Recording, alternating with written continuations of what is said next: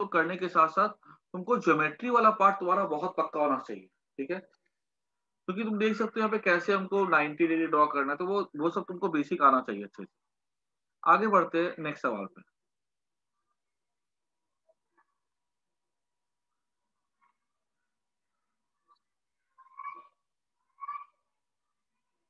Prism है, ठीक है। ये एंगल है 115 डिग्री एंगल है ये 150 डिग्री है और ये एंगल भी 15 डिग्री, ठीक है। अंडरस्टूड, दो एंगल दिया जाएगा तो तीसरा एंगल निकाल ही सकते। रे को भेजा गया ऐसा, नॉर्मल है, ये एंगल है 60 डिग्री। और जब तुम इंसिडेंट रे ड्रॉ करते हो ना, तो तुमको थोड़ा ध्यान रखना पड़ेगा, बिकॉज जब तुम डिविएशन मेजर करते हो ना, तो तुमको देखना पड़ेगा कि जो इंसिडेंट एंगल है यहाँ पे हम कैसा ले रहे हैं, दिस इज नॉर्मल के साथ ये कैसे जा रहा है, ये जा रहा है क्या कहते हैं, एंटी क्लॉकवाइज, ठीक है। पूछा गया यहाँ पे इस सवाल में कि व्हाट इज, हमको इसका रिफ्रैक्टिव इंडेक्स दिया गया ग्लास का, लेट्स से दिया गया अपने को √2 दिया गया, ठीक है, ठीक है, √2 दिया गया म्यू। बोला गया कि बताओ डिविएशन क्या होगा। मैं सॉल्व करके दे रहा हूँ, ठीक है, क्वेश्चन में। बाकी फिर तुम लोग ना एक बार इसको 2-3 बार खुद से करोगे ना, तो फिर अच्छे से दिमाग में बैठ जाएगा। एक बार सुन भी लोगे ना, तो घर पे एक बार रिवाइज करोगे तो आ जाएगा, ठीक है। देखो ऐसा कुछ नहीं। तो समझते ध्यान से, अभी यहाँ पर कहानी क्या हो रही है। यहाँ पर सबसे पहले तो ये एंगल 60 डिग्री है, तो हम ये बोल सकते हैं कि यहाँ पर जो R1 होगा वो मैं ले सकता हूँ 1 इंटू sin 60। sin 60 कितना होता है, √3/2 हो जाता है, कुछ two mu into sine R।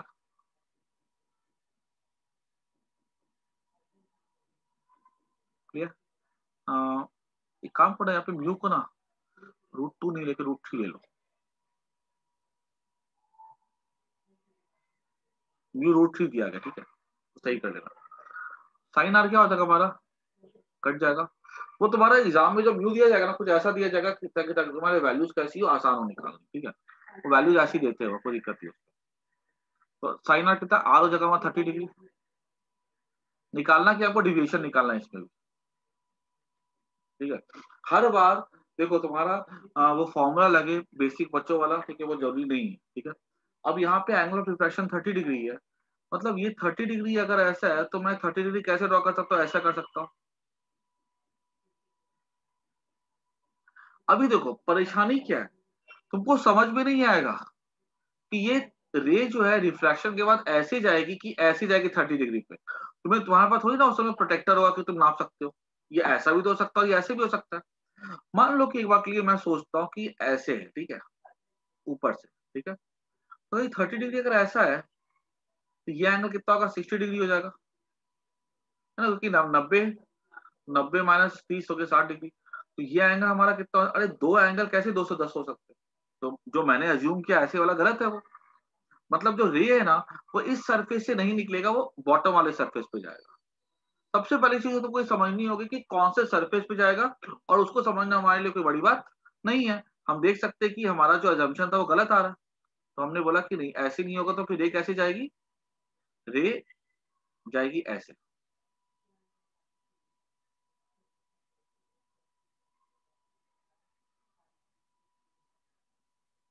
ठीक है ना, कोई दिक्कत नहीं समझ में। रे ऐसे आई यहाँ पे, बहुत बढ़िया। अब यहाँ पे क्या ड्रॉ किया मैं, नॉर्मल, ये 30 90 होगा, 90 प्लस 30 कितना हो गया, 120। 120 प्लस 15 कितना हो गया, 135। ये एंगल हो जाएगा 45 डिग्री। ये एंगल भी हमारा कितना हो जाएगा, 45 डिग्री हो जाएगा, ठीक है ना। देख सकते हो कि एंगल ऑफ इंसिडेंस कितना आ रहा है, 45 डिग्री आ रहा है। अच्छा, अब यहां से अब रे के बारे में दो कहानी हो सकती है, या तो रे यहाँ से ऐसे निकल सकता है बाहर, या तो ऐसे TIR भी हो सकता है। देखो हमने अभी देखा कि क्रिटिकल एंगल कितना है, 1/√, यहाँ पे √3 है। तो इसके लिए अगर हम बात करें कि यहाँ पर जो एंगल ऑफ वो होगा, रिफ्रैक्शन होगा, वो क्या होगा, तो मैं यहाँ पे क्या लिखता हूँ, क्रिटिकल एंगल से चेक कर सकते हो, ठीक है, ऐसा भी चेक कर सकते हो, यहाँ पे √3 into sine 45, 1/√2, 1 into sine R कितना है, √3/2 आ रहा है। √3/2 जो है ना, ऑब्वियस सी बात है, √3/2 जो है this value will be greater than 1, है ना। 3/2 हमारा हो जाता है 1.5, उसका रूट तो 1 से बड़ा ही होगा। यहाँ पर साइन आर थोड़ी ना कभी साइन के लिए 1 से बड़ी हो सकती है, यहाँ पे TIR हो रहा है, कितना इजीली चेक हो गया देखो, है ना। म्यू 1 इंटू साइन, मैंने आर निकालने की कोशिश की, मान के चला कि रिफ्रैक्शन हो रहा है, चलो आर निकाल लेते। आर देख रहे कि साइन आर 1 से बड़ा आ रहा है, 1 से बड़ा मतलब TIR है, पॉसिबल ही नहीं हो, तो है कि नहीं। चलो यहाँ पे क्या हो रहा है, TIR हो रहा, ठीक है, रह गई ऐसे। अब यहाँ पे फिर से क्या, जब 45 डिग्री एंगल हो जाएगा, यहाँ पे ये हमारा 15 डिग्री है, ये हमारा ये 45 हो जाएगा, 45 प्लस 15 कितना हो गया, 60। यहाँ पे कितना एंगल बनेगा, 120 डिग्री। अब देखो थोड़ा सा, अगर 120 डिग्री अगर एंगल बन रहा है तो 120 जैसा लग रहा है क्या देखने में, नहीं लग रहा है। मैं क्या थोड़ा सा इसको 120 बनेगा, मतलब समझ लो इस चीज को, यहाँ पे अगर 120 बनेगा ना, तो ये अगर मान लो मैं नॉर्मल अगर ऐसा ड्रॉ करता हूँ ना, तो जो रे है ना, नॉर्मल के उधर खिसकेगी, ठीक है। मतलब समझो कि मेरे को जो नॉर्मल जो ड्रॉ करना होगा ना,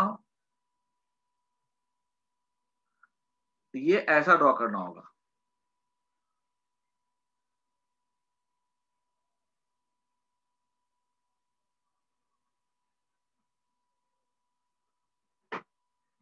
ये नॉर्मल होगा, तब ना जाकर के ये एंगल नॉर्मल का 90 ये हुआ, ठीक है।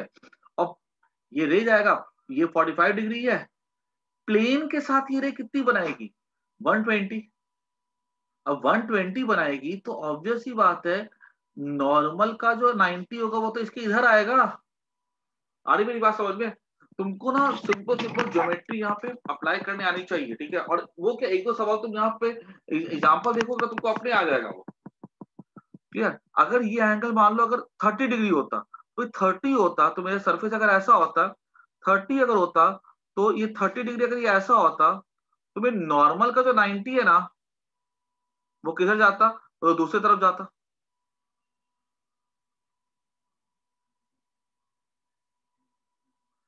नॉर्मल के मतलब इसके नॉर्मल का जो 90 है ना, ठीक है, वो 120 से पहले आना चाहिए, तब ना ये एंगल 120 बनेगा पूरा। देखो तो बात समझ में आई कि नहीं आई। मान लो ऐसा सरफेस है, बोला जाएगा कि ये एंगल जो यहाँ पे बन रहा है ना, ये बन रहा है 120 डिग्री, ठीक है।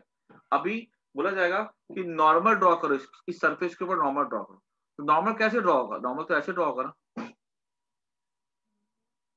नॉर्मल ऐसा होगा तो ये 90 डिग्री और ये 30 डिग्री, फुल हो गया 120।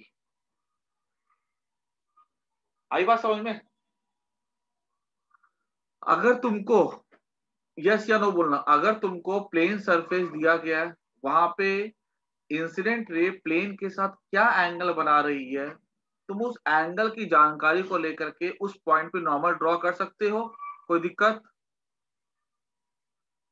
अगर बोल दे यहाँ पे कि मान लो ये अगर एंगल हमारा यहाँ पे 30 डिग्री है, यहाँ नॉर्मल ड्रॉ करो, ठीक है, नॉर्मल ऐसा जाएगा ना, क्योंकि ये 30 डिग्री है, तो नॉर्मल कैसा बनेगा इधर, तब नहीं 30 डिग्री बनेगा। सिंपल सी बात है, कुछ खास नहीं है। अच्छा, क्लियर हो गया ना, इतना बात किसी को कोई दिक्कत नहीं है। ये 120 है, ये 90 है, ये हमारा हो जाएगा 30 डिग्री,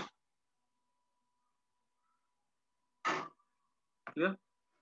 अब यहां से क्या होगा, एंगल ऑफ इंसिडेंस 30 आ गया। अब यहां से क्या होगा, ये जो रे है ना बाहर निकलेगी, जब ये रे बाहर निकलेगी तो ये म्यू कितना है, यहाँ पे √3 है, √3 इंटू साइन 30 कितना 1/2 है ना, इक्वल टू म्यू, म्यू कितना 1 है, साइन आर, आर कितना हो जाएगा, आर हो जाएगा 60 डिग्री। तो नॉर्मल ये है, ठीक है, और ये ऐसे जा रही है, तो रेयर से डेंसर में जब जाती है रे, तो कैसे बेंड करती है वो,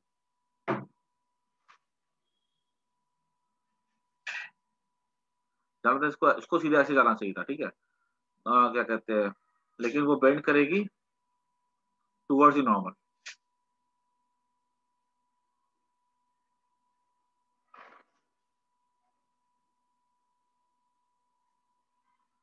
वो ऐसे बन गई mu one into sine i तो mu two into sine R, ठीक है, √3/2, √3/2 मतलब हो गया 60 डिग्री, ठीक है, यानी कि रे ऐसे जाएगी।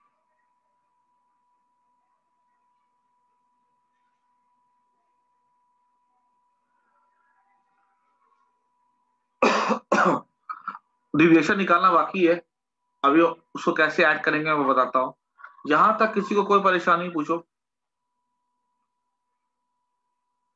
नो डाउट क्वेश्चन आसान नहीं है, ठीक है, तुम एडवांस का पढ़ रहे हो, ठीक है, और एडवांस आसान होता ना तो एडवांस में 15 लाख में 10,000 बच्चे नहीं जाते, ठीक है, आसान होता ना तो वहां 15 लाख में 15 लाख बच्चों का सिलेक्शन हो, ठीक है। इसलिए क्वेश्चन इजी नहीं है, तुम बोर्ड का नहीं पढ़ रहे हो, तुम आईटी एडवांस का पढ़ रहे हो। कोई दिक्कत किसी को?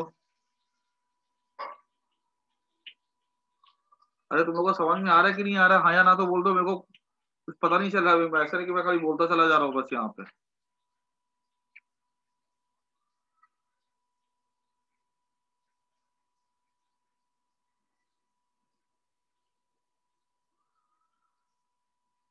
चलो बहुत बढ़िया, वेरी गुड।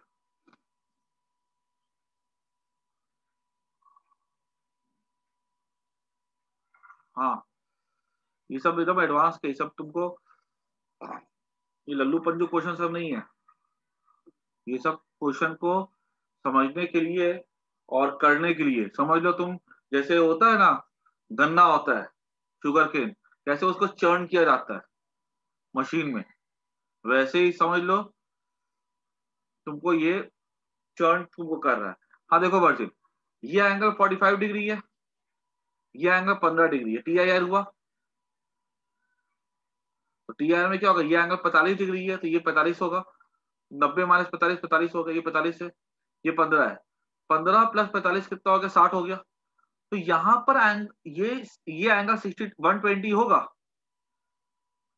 अगर कोई इंसिडेंट रे प्लेन के साथ अगर एंगल बनाती है 120 डिग्री, तो बताओ नॉर्मल के साथ वो एंगल कितना बनाएगी। मैं पूछ रहा हूं, अगर कोई रे अगर, मैंने बोला कि अगर कोई रे ऐसे आती है, ठीक है, 30 डिग्री, वो बात समझ में आई ना, वही देखो यहाँ पे मैंने लिखा है, अगर देखो प्लेन के साथ बनाते 30 डिग्री, तो नॉर्मल का कितना बनाएगी वो बनाएगी 60 डिग्री, ठीक है।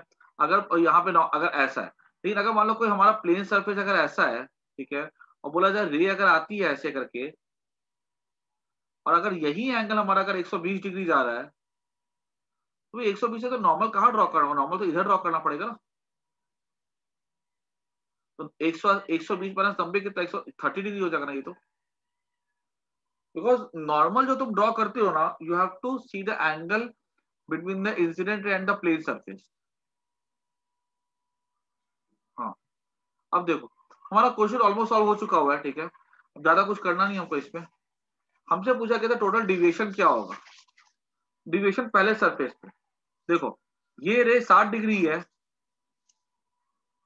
जाना चाहता है सीधा इसको ऐसा, तो ये पूरा एंगल कितना बनता, 60 बनता, ये 30 है, तो रे इधर मुड़ी, कितने से मुड़ी, 30 डिग्री से। देखो जो रे जानी चाहिए थी सीधी इसको ऐसे, वो ऐसे चली गई, तो ये 30 है, ये पूरा 60 होता, वर्टिकली अपोजिट एंगल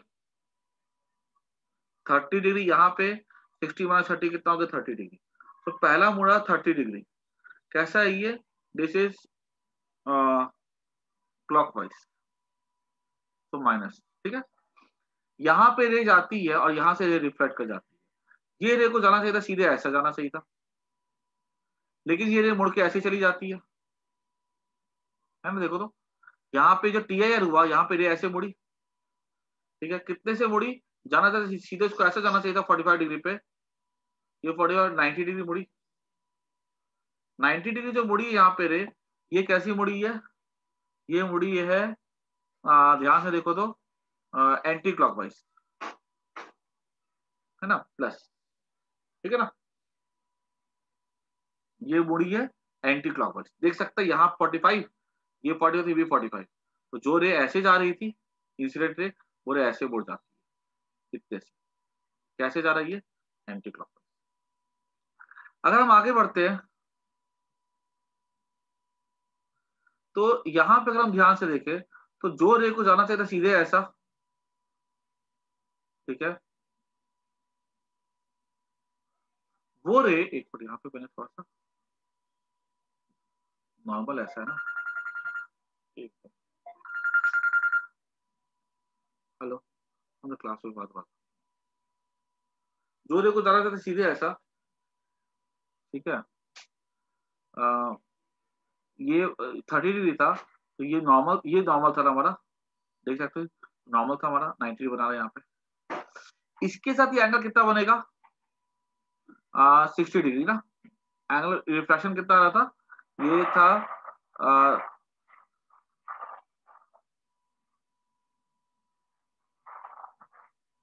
ये मैंने सब कुछ सही किया है, तो म्यू इंटू साइन आई, ये ऊपर कुछ म्यू इंटू साइन आई, √3 इंटू 1/2 equal to mu into sine R. R हो जाएगा 60 डिग्री, ठीक है, ये 60 डिग्री हो जाएगा, ठीक है। ये रे जा रही थी 30 डिग्री पे ना, तो रे को जाना था सीधा ऐसे जाना चाहिए था, ठीक है। अगर सीधा ऐसे जाना चाहिए था रे को, तो मैं ये बोल सकता हूँ ये एंगल 30 है,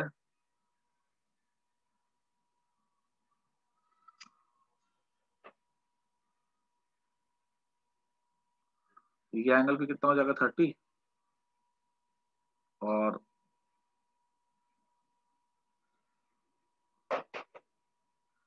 here टू,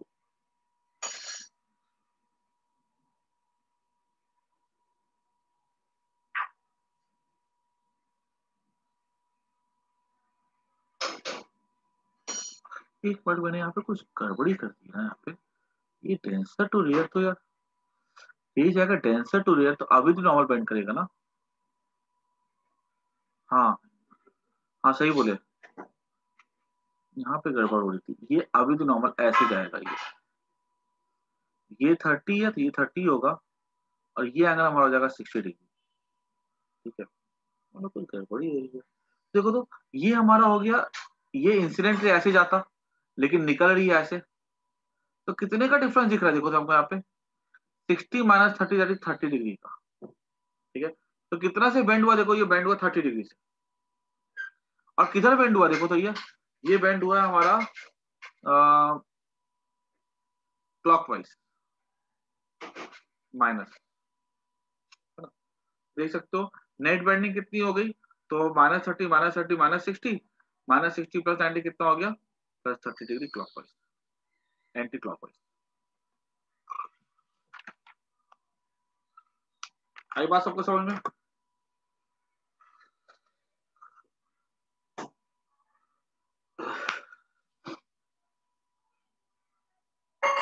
तो एक दो बार ना घर पे आराम से बैठ करके, ठीक है, प्रैक्टिस करो, ठीक है। एक बार नोट कर लो इसको, ठीक है, फिगर को नोट कर लो, तो मैं क्लास एंड कर रहा हूँ, ठीक है। इसको पहले नोट कर दो अच्छे से, और घर बैठ करके ना दोनों क्वेश्चन को दोबारा सॉल्व करना।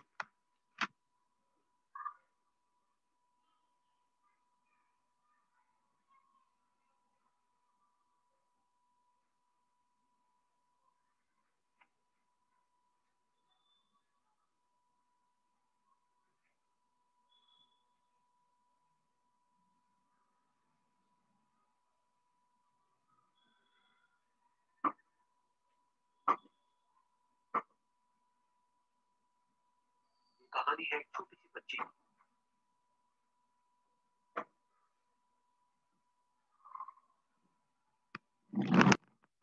नेक्स्ट क्लास में हम लोग ना प्रिज्म में हम लोग कुछ और भी टॉपिक करेंगे। प्रिज्म एक्चुअली थोड़ा बड़ा टॉपिक है, ये सब टाइम कंज्यूमिंग है।